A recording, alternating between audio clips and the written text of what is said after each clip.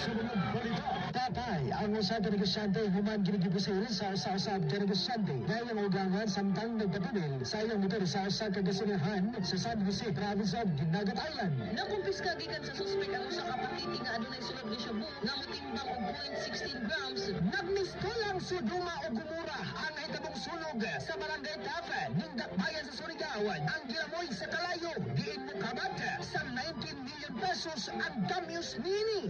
Gipaudo sa alert status ang Surigao City o probinsya sa Dinagat Island. Gumikan sa mga nabuba nga kabalayan o dili magian ng mga tulay. Kuwan na naigo sa sunod-sunod ng mga bagyo. Papatas ang komentaryo. Wonder, dapat walay pabor-pabor.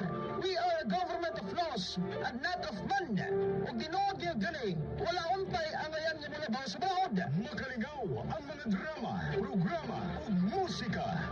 Wala lagot ka magkasugat pag-usap nga atong mga dan. O kinasing-kasing ang serbisyo publiko.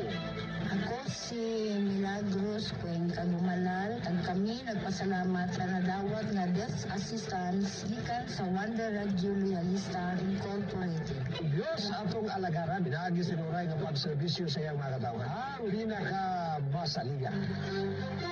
Broadcasting from the City of Island Adventures, Surigao City. Kini ang 97.3 Wonder